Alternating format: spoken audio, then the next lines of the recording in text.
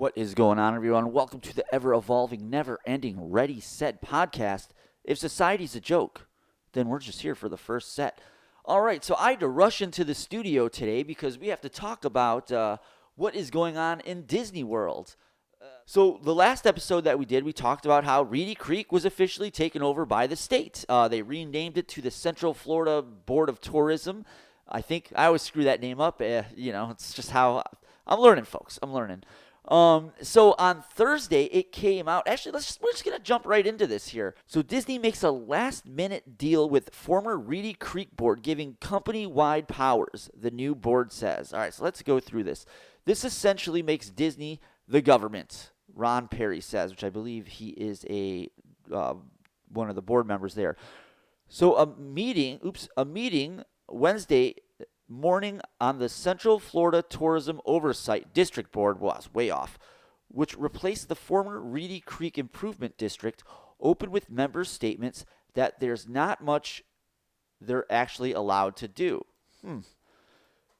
The board announced that a hired special counsel discovered agreements were made in February between Disney and Reedy Creek weeks ahead of the signing of HB 9B, which handed over direct control of the district's development rights and privileges to the company. Okay, so this last sentence is really important here. Which handed over direct control of the district's development rights and privileges to the company. That's so weird because weren't we discussing last episode that the media was accusing Ron Desantis and the Florida government of a hostile takeover of the Disney Reedy Creek Improvement District? Because if you ask me, this line here suggests differently. Here we go.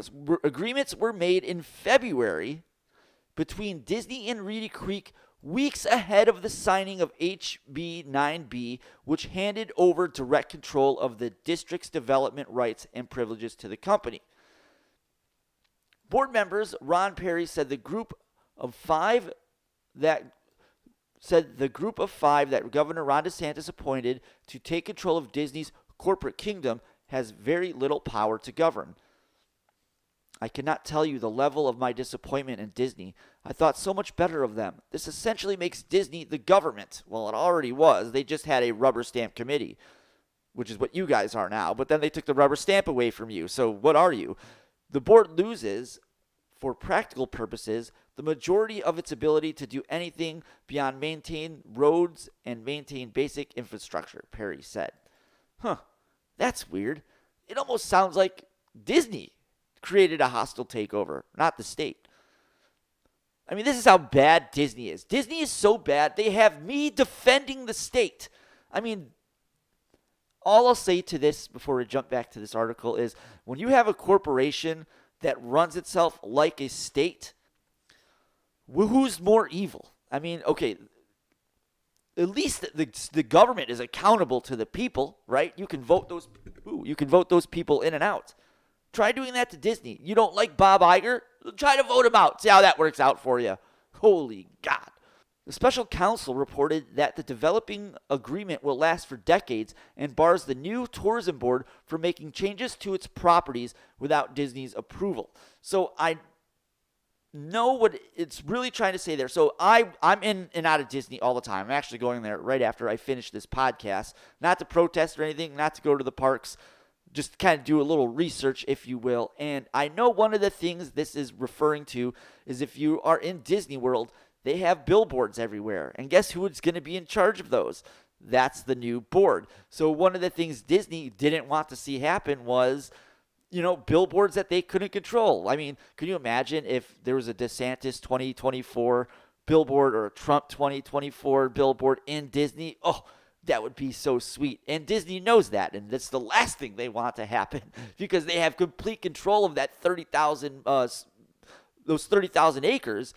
So in this new agreement that they made with themselves, if Reedy Creek wants to do anything different, if they want to make any changes, just like any of the hotels that sit on the property there, they have to get Disney's approval first. Again, what did I keep saying in the last episode? The rubber stamp committee. Reedy Creek is a rubber stamp committee. Well, they basically just transferred the rubber stamp from Reedy Creek to themselves. To me, that sounds like a hostile takeover. But, again, the media is just going to do what the media does. All right, moving on here. Perry described the timetable in the developer agreement between Disney and the Reedy Creek Board, which was put into effect February 8th. I'm going to read you the term of the restrictive covenant. This declaration shall continue in effect until 21 years after the death of the last survivor of the descendants of King Charles III, King of England, living as the date of declaration. So basically, they're going to have Disney for a long time. And then this guy goes on to say, so I mean, I don't know what else to say. I think these documents are void, ab, and that's some Latin word I can't spell, or I can spell it because I'm looking at it. I can't say it. I think they were an extremely aggressive overreach, and I'm very disappointed that they're here. And I'm assuming he's referring to that overreach. And this is, I mean, I was kind of caught off guard. I noticed this story Thursday night, right after 30 minutes after it broke, and I mean, it's one of those things where you're like, you're surprised, but you're not, but you are. You know, I'm almost more surprised in the development than I am in what Disney actually did. I mean, when you actually hear about what Disney did, it makes sense. You're just like, well, how was I dumb enough to think that they wouldn't do something like that? I mean, I just didn't think I didn't think they were that brazen. I mean, that is crazy. Like, think about this. You know, let's say you move into your buddy's house, okay? And he's like, hey, man, I'm going to give you this room. You can do whatever you want with this room. You can put shit on the walls. You want to advertise something on the exterior of the house that's that's on the walls of your room. Fine. It's a little weird, but if you want to do that, I'm that cool of a guy. I'm going to let you do that because you being here is going to bring more, we'll say it's just going to, it almost be like you let a drug dealer into your house. And you're like, hey, you being here is going to create more economic opportunities for me. Okay? Like you said, you give this drug dealer, this person, whatever, full autonomy in this room. And then, this guy's bringing over some people you don't like. There's drag shows going on in your hallway when you said, can you keep this in your room? Just stuff like that. Finally, you're like, this isn't going to work. You're out. And then while you're at work, he basically takes over the deed of the house. I mean, that's a bit extreme, but you see what I'm saying. Like, this is kind of what's going on here. Like, talk about nefarious. And again, I can't keep going back to this enough. When we did last episode, you kept seeing in the media, there's this hostile takeover by the state of Florida and Ron Desantis. Hostile takeover. And while that is going on, while that is being, that propaganda is being, thrust upon everyone in the world, essentially, you have Disney doing a hostile takeover within itself. That is nuts.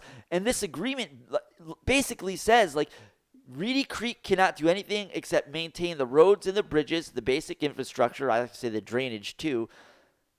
And if they want to make any changes, if hotels want to make any changes, they have to go to Disney. I mean, that's ballsy. Okay, so now you're probably wondering, well, what's the state got to say about that? I got you covered. So we got Florida Attorney General's office demands records regarding Reedy Creek Disney arrangement. Now, I don't know what's going to happen here. No one seems to know. We are clearly in uncharted waters because you have a state that basically handed part of the state over to a business to create its own county or improvement district, but it's a county.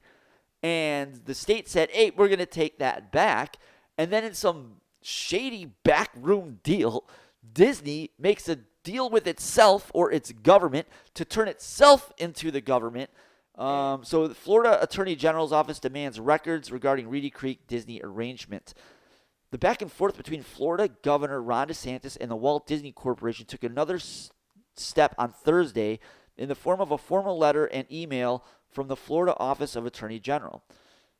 These letters were sent after the Central Florida Tourism Oversight District Board of Supervisors, whose members were chosen by DeSantis, retained 4 law firms to respond to the Reedy Creek Improvement District's board and their creation of agreements between the district and Disney to help preserve much of the status quo for the company's authority. The email, timestamped 11:38 on Thursday, March 30th, was sent by the Chief of Staff, James Percival, and the letter was signed by Deputy Attorney General John Gard. Both documents call for the former members of the Reedy Creek Improvement District Board to turn over communications leading up to the February 8th, 2023 decision in the days before the control was turned over to the governor's appointees. Prior to obtaining the letter, Spectrum News spoke with Jacob Schumer, an attorney who practices city, county, and local government law. He said part of the agreements established by the Reedy Creek Improvement District were fairly by the book. And all right, so this is going to kind of go into what I was just bringing up. This guy's going to kind of break down what they did and didn't do, and this is kind of interesting. So let's jump into it. The agreement that sets the land development regulations in stone for 30 years, that seems very solid. So what he's saying here is the part of the agreement that basically says Disney has control for the next 30 years, he's claiming it's on solid ground. Yeah, we'll see about that. I mean, again, he's an attorney. I'm not, but he's also not a judge, because a lot of these laws are left up to interpretation. So that's going to come down to the judge, and he seems to interpret it that it seems very solid. But the problem is, I don't know. I don't know. I wish I knew the law enough to kind of dig into that further, but that's going to be very interesting to see how that, if this ends up going to court, what happens there. It's very typical of what other governments do, except this Disney isn't a typical government. The only thing that's atypical is that it applies to such a big property. Disney World is big. It's 30,000 acres, bigger than some downtown areas or, some cities even, or little villages. And also, it basically says Disney gets to do whatever it wants, which is not typical. But also, Reedy Creek is atypical in that the whole purpose is to make Disney succeed. Whoa, well, that was a big circle of jerks. Trying to keep it friendly here. So let's try to do that again. So Disney World, it also says Disney World gets to do whatever it wants, which is not typical, okay? But Reedy Creek is atypical, which is the whole purpose to succeed. Yeah, so there's gonna be a lot of I feel sorry for whoever gets stuffed with this case, whichever judge gets stuck with this case, because there's gonna be a lot of legal entanglements. Right now, I believe what's happening is the new Reedy Creek Board, the Central Florida Tourism Board, and Disney are trying to kind of find a compromise, which I don't even know why they would do that, because Disney screwed them, to protect themselves, which I can understand. But if someone gives you something for the purpose of helping your brand or your business, and then you backstab them, and I don't know how Disney. It's just crazy to me, It's just crazy to me. All right, so let's go back to the article here, or before I start ranting and raving here. All right, so Schumer argued that he is less sure about what legal sturdiness of another one of the agreements, that which told Reedy Creek Improvement District what it could and couldn't do with its own land. So this is what I was talking about with the billboards and the hotels. Essentially Disney telling Reedy Creek, or the Central Florida Tourism Board, that any changes that you make to this district, we have to get approval. You have to get approval from us for, which would make you think, then what's the whole purpose of the district? Which almost basically solidifies my point in the last episode that it was a rubber stamp committee, because they basically took the rubber stamp committee, transferred the power from the rubber stamp committee to Disney, because now Disney says if you want to make any changes, if you're a hotel or this Central Florida Tourism Board, you need our permission. When before, the way it was operating, Disney wouldn't do anything until the Reedy Creek supervisors passed something. And my guess is the reason they were doing that is so they can claim, oh, well, this, we did this the legal way, which you're going to hear them kind of use that same excuse for what they just did here in a second. That is the outside of normal, because what the purpose of the government saying, we agree that we'll never build on our own property things that we might be necessary or advisable. They'll certainly make arguments. Disney will make arguments, but I think that has more of a likelihood of falling in court. So what he's basically saying here is that this, the Central Florida Tourism Board what they do is normal. It's normal because what's the purpose of the government saying we agree that we'll never build on our own property things that we might be necessary or advisable? They'll certainly make agreements. I'm all over the place here. So it's basically saying like, hey, if we're supposed to run this thing, why are we asking them for permission? Again, going back to what I just said, it kind of just shows that, this Reedy Creek Improvement District was a fucking sham from the get-go, And here's what Disney says, again, they had the Reedy Creek Improvement District so they can sit there and say, hey, we passed these laws in an open forum. We passed these laws in public. So they pass the muster, I mean, not laws, so when Disney would make a rule or pass something through the board for Disney, it's always done in the open. And they're going to, let's just read it, all agreements signed between Disney and the district were appropriate and were discussed and approved in the open. Notice public forums in compliance with the Florida government. Schumer said that the assessment Disney appears to be correct, but added, it is yet to be seen how the new board decides to respond. And then he goes on to say he doesn't think the taxpayers will be affected by this. And it just shows you how fucking crazy this is. So Disney is basically acting like they are accountable to no one. No one, and they proved it right there. This whole time, since 1967, since they've had Reedy Creek, they've been basically playing pretend with the rubber stamp committee, with Reedy Creek, and they just proved that right here. And that's ballsy. I mean, I got to say, like, on one hand, I got to hand it to them, for sticking it to the state, because, I mean, I'm all for that, right? On the other hand, this is a very, very, very, very, very big, evil, giant corporation. And they're so big that they're able to stick it to the state. And that puts me in this weird intersection where, I'm basically just like, which side do I take? Because if I stand here in the middle, I'm going to get run over. And that's why this is so fascinating, because the state we're watching these checks and balances, and it's just a fuck fest of fuckery. Obviously, when Florida gave Disney these powers back in the late 60s, I don't think they were probably able to think how much of a behemoth this thing was going to grow into, how much power they were going to have in these, between these two counties, literally sandwiched right in between these two counties. And we're basically watching how much power they have, where the state came in and said, hey, bitch, we're taking that back. And then they said, no, you're not. Yoink, and pulled a rug right underneath from the state. So that leads us to the next kind of point here, which is, what the fuck is Ron Desantis doing? What are you doing back there, bitch? Huh? You know what? This is what we're doing. This is what we're doing. Watch this.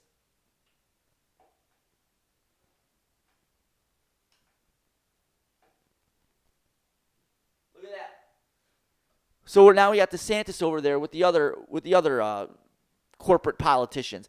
This guy just got steamrolled by Disney. Can you believe that?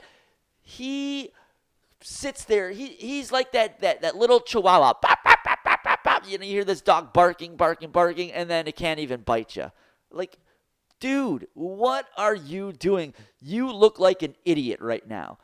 I mean, you could sit there in the news. Oh, we're gonna do something about this. Get out of here, bro. If you can't even keep Disney in check, within your own state, what are you gonna do about all those special interests? The swamp over in Washington D.C. DeSantis is not ready for the presidency, and anyone that is saying that he is, they don't fucking know what's going on. They don't understand.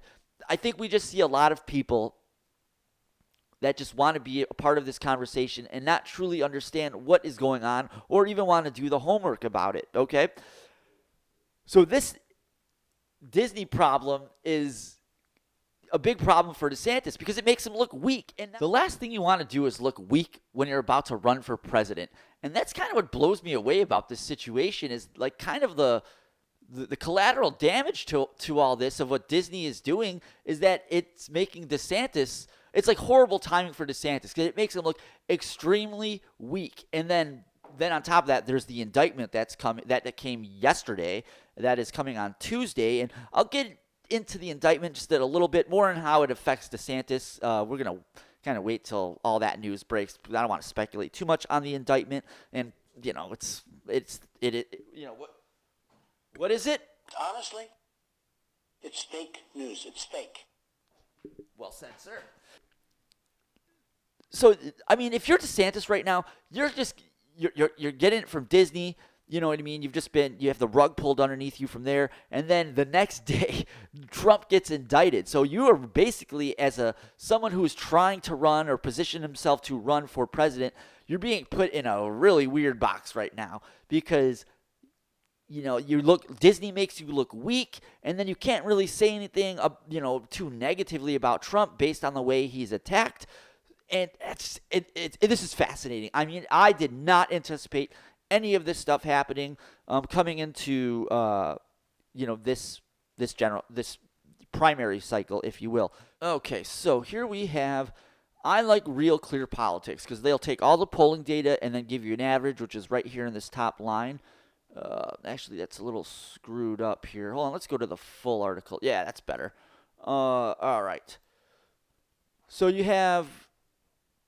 Oh, this doesn't have the cursor on it. Okay, so that yellow line right there is the RCP average of all these different polls. And if we're looking at them, look, Fox News is the most latest one to come out. And I believe this was prior to the indictment. And look at where Trump is at here, plus 30 with the Fox News poll. The next one, Quinnipiac, 14. Harvard-Harris, 26. Monmouth, 8. Reuters, 14. CNN, they have DeSantis plus 2. That's CNN, and the rest of these, Trump 29, Trump 30, Trump 2. And then this is kind of where it is really fascinating. Look, Fox News and DeSantis, 24. And they even have him at 22 on the TIPP,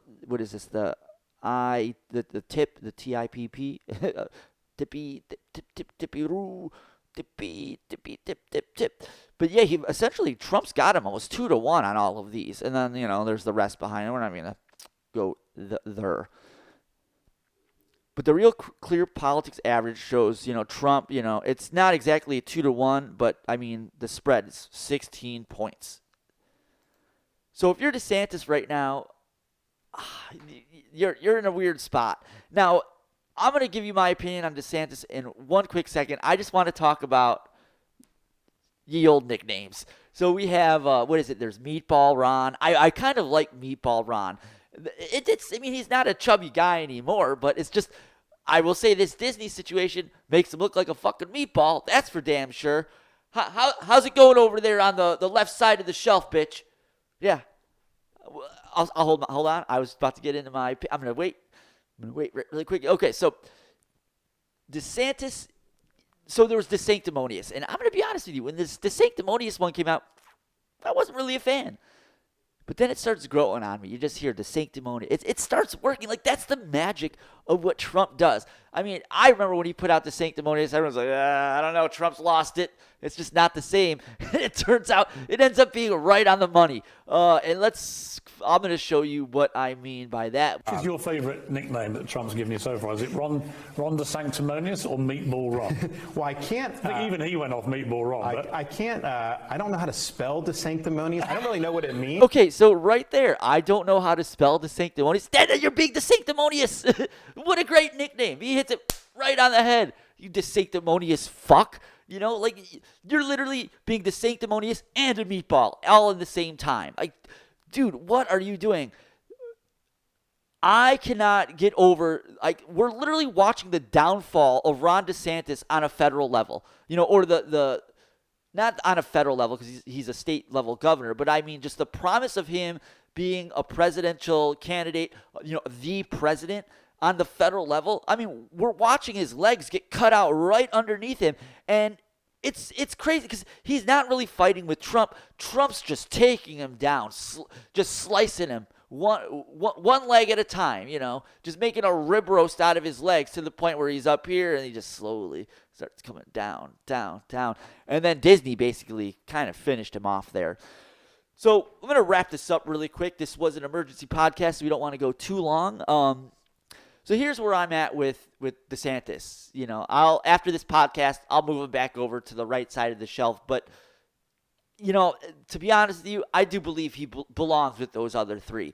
He's an establishment politician.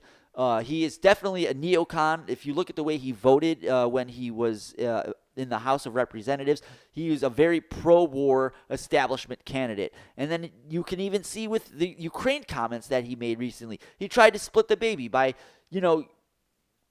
I believe his Ukraine comments were just kind of questioning why we were still in Ukraine. And then he got all hell from Nikki Haley, Mike Pompeo. The establishment basically went after him. And I'm sure some of his donors didn't like hearing that, because I'm sure his donors have a lot of their money in Raytheon, Lockheed Martin, etc.